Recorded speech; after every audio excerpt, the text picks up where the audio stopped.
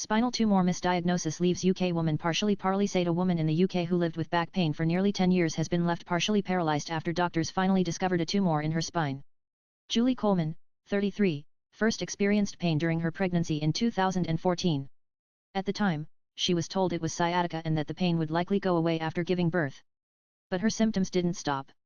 For the next decade, she visited a doctor several times and described the constant pain in her legs and back. She was given painkillers and sent for physiotherapy, but no scans were done. Julie said she began to lose hope and trust in her doctors. It was extremely frustrating and it got to the point where I probably lost trust in my GP because I knew they weren't going to do anything, she said, as quoted by The Independent. In 2022, things worsened when she started feeling numbness in her right foot. But it wasn't until November 2024 that a new physiotherapist referred her for an MRI scan. The results showed changes in her spinal cord. A few weeks later, a full MRI at Queen Elizabeth University Hospital in Glasgow revealed a large tumour growing inside her spinal cord. I was really shocked as I had been trying to say something was wrong the whole time, Julie said. Doctors told her the tumour, later identified as a schwannoma, was non-cancerous but had already caused damage to her nerves.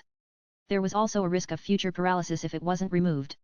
Julie had surgery in January to take out most of the tumour. The operation was successful but the nerve damage had already affected her. She was diagnosed with a spinal cord injury and has no feeling below her right knee. Since returning home in February, Julie has been using a Zimmer frame to move around the house and a wheelchair for longer distances. Most of my pain was down my right leg, so that has obviously had the most damage to the nerves. I have random patches on my legs and stomach that are completely numb, she said. Doctors told her it could take up to 2 years to know if the symptoms will improve. Julie, who previously worked for Alzheimer's Scotland, has now started a remote job in customer service.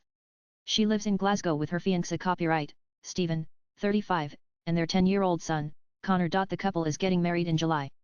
Julie is determined to walk down the aisle using crutches with her son by her side. Of course, I hadn't imagined this would be how I would walk down the aisle, and no one grows up thinking one day they won't be able to walk down the aisle unassisted, she said. Swipe left for next video. I was determined to walk down the aisle if it was a possibility, and I'm very grateful I'm able to walk down, even if I do need a walking aid. I think we take our bodies for granted, and if you feel something isn't right, keep pushing for answers, she added. Julie has also started a GoFundMe page to raise money for costs due to her condition.